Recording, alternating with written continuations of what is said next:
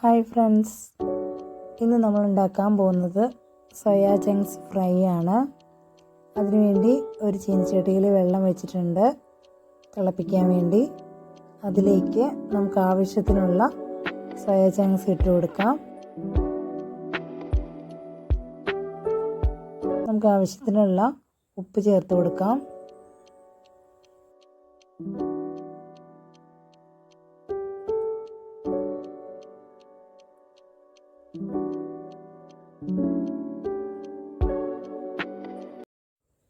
ഇപ്പോൾ അത് നന്നായിട്ട് വെന്തിട്ടുണ്ട്.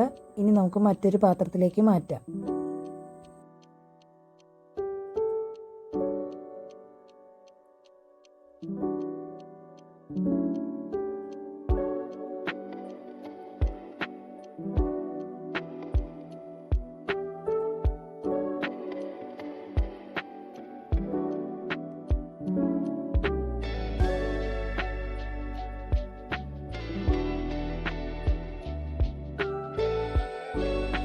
ഇനി നമുക്ക് അത് രണ്ടായിട്ട് മുറിച്ചെടുക്കാം.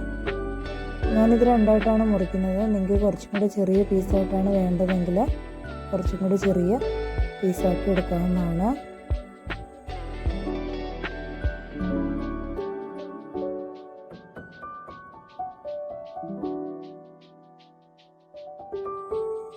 ഇനി നമുക്ക് അത് നന്നായിട്ടൊന്ന് പിഴിഞ്ഞെടുക്കാം. അതിൻ്റെ ഉള്ളിലെ ജലാംശം മുഴുവൻ പോകുന്ന രീതിയിൽ നല്ല ശക്തിയായിട്ട് വേണം പിഴിഞ്ഞെടുക്കാൻ.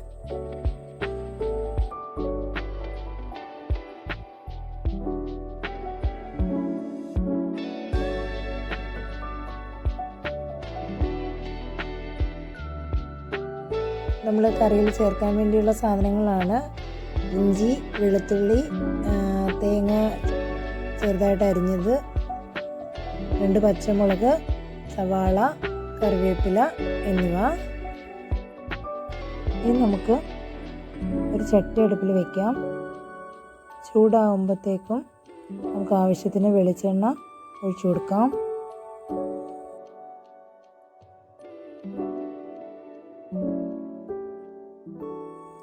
കടുക് ഇട്ട് കൊടുക്കാം. അതിലേക്ക് ഒരു നുള്ള് പെരുംജീരകം ഇട്ട് കൊടുക്കാം. അതിനുശേഷം അരിഞ്ഞു വെച്ചിരിക്കുന്ന ഇഞ്ചി, വെളുത്തുള്ളി, പച്ചമുളക്,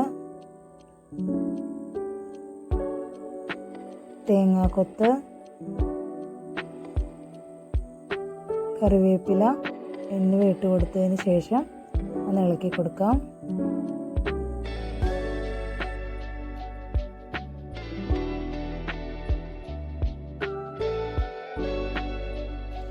കുറച്ച് മഞ്ഞൾപ്പൊടി ചേർത്ത് കൊടുക്കാം.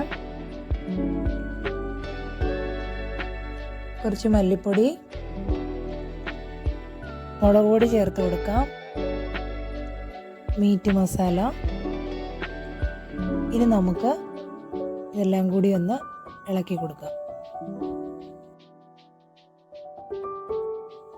ഇനി നമുക്ക് എടുത്തു വച്ചിരിക്കുന്ന സോയാ ചങ്ക്സ് ചേർത്ത് കൊടുത്തതിന് ശേഷം നന്നായിട്ടൊന്ന് ഇളക്കി കൊടുക്കാം.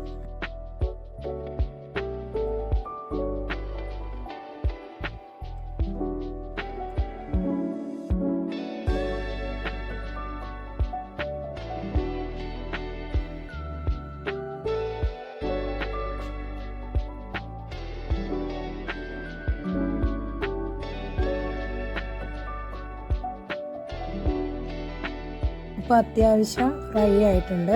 ഇനി നമുക്ക് കുറച്ച് സവാള ചേർത്ത് കൊടുത്ത് ഇളക്കി കൊടുക്കാം.